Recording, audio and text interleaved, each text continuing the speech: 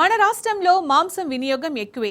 చాలా మందికి ముక్క లేనిదే ముద్ద దిగదు. వేడుక ఏదైనా ముక్క ఉండాల్సిందే. అయితే మనం తినే మాంసంలో యాంటీబయాటిక్స్ వాడుతున్నారన్న విషయం మీకు తెలుసా? వాటి వల్ల ఆరోగ్యం చాలా ప్రమాదంలో పడుతుందన్న విషయం బయటపడింది. యాంటీబయాటిక్స్ ఇచ్చిన కోళ్లు, మేకల మాంసం తినడం వల్ల చాలా రకాల క్యాన్సర్ల ముప్పు పొంచి ఉందని డాక్టర్లు హెచ్చరిస్తున్నారు. అసలు కోళ్లకు, మేకలకు ఎందుకు యాంటీబయాటిక్స్ వాడుతున్నారు?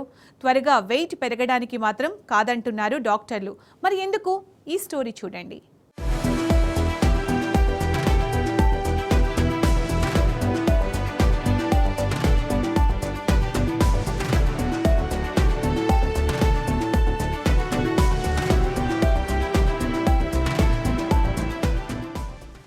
మందులకు లొంగని సూక్ష్మజీవులు, వైరస్లు మనుషుల్ని వేధించుకుని తింటున్నాయి.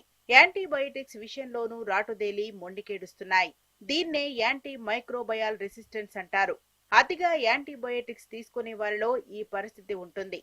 దీంతో కేంద్ర ప్రభుత్వం వైద్యుల ప్రిస్క్రిప్షన్ లేకుండా యాంటీబయోటిక్స్ విక్రయించకూడదని ఫార్మాసిస్టులకు ఆదేశించింది. అయితే తినే మాంసంలోనూ యాంటీబయోటిక్స్ అవశేషాలు ఉంటున్నాయని, ఈ పరిణామం మానవుల్లో రుగ్మతలకు కారణమవుతాయని తాజా అధ్యయనం హెచ్చరించింది.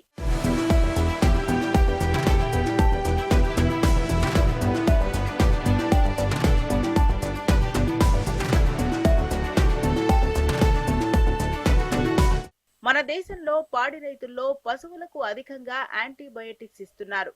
ఒక కోడి పిల్ల 40 రోజులకే ఎదిగి మార్కెట్ కు రావాలని యాంటీబయోటిక్స్ ఇంజెక్షన్ ఇస్తున్నారు. దీనివల్ల కోడిలో ఆకలి పెరిగి ఎక్కువగా తిని త్వరగా లావవుతుంది. కోడి ఎలాంటి వ్యాధుల బారిన పడకుండా ఉంటుంది. అలాగే పశువులు తరచూ జబ్బు చేస్తుంటాయి. దాంతో రైతులు వాటికి యాంటీబయోటిక్స్ ఇంజెక్షన్లు ఇస్తుంటారు.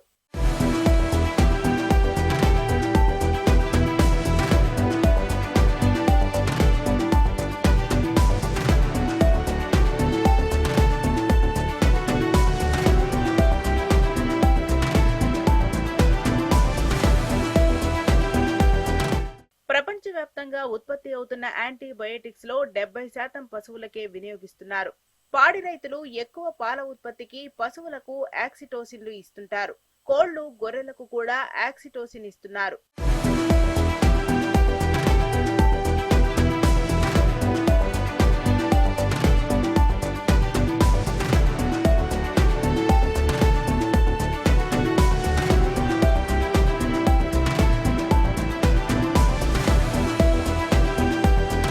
మాంసంలోని యాంటీబయోటిక్స్ అవశేషాలు మానవుల్లో చేరితే దీర్ఘకాలంలో ప్రమాదకరంగా మారుతాయి.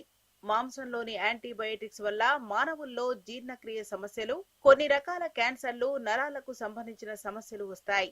మాంసంలో ఉండే బీటా లాక్టమ్స్ కారణంగా చర్మ వ్యాధులు వస్తాయి. టెట్రాసైక్లిన్ అవశేషాల కారణంగా గర్భంలోని పిండం సరిగా ఎదగకపోవడం, పిల్లల పళ్లపై మరకలు, పేగులలో సమస్యలు వస్తాయని నిర్ధారణ అయింది. పశువులు, కోళ్లలో వాడే పలు రకాల యాంటీబయోటిక్స్ వల్ల పలు రకాల క్యాన్సర్లు కూడా వచ్చే ప్రమాదం ఉంది.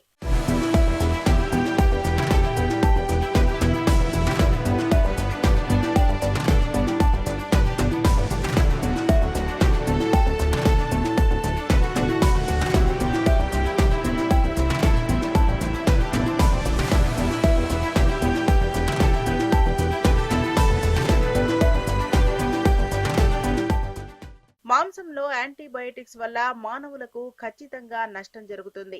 పశువులకు, కోళ్లకు ఇచ్చిన యాంటీబయోటిక్స్ ఏమిటనేది తెలిస్తే ప్రభావం ఎంతవరకు ఉంటుందో చెప్పొచ్చు. అజిత్రోమైసిన్ ప్రభావం వారాలు, నెలల వరకు ఉంటుంది. యాంటీబయోటిక్ మెటబాలిజాన్ని బట్టి ఈ ప్రభావం ఆధారపడి ఉంటుంది. ప్రధానంగా యాంటీబయోటిక్స్ రెసిస్టెన్స్ ముప్పు పొంచి ఉంది. మాంసాన్ని వండటం, శీతలీకరించే విషయంలోనూ జాగ్రత్తలు తీసుకోవాలి. ఎక్కువగా ఉడికించడం ద్వారా బీటా లాక్టమేజ్, టెట్రాసైక్లిన్ వంటి యాంటీబయోటిక్స్ ప్రభావాన్ని తగ్గించవచ్చు.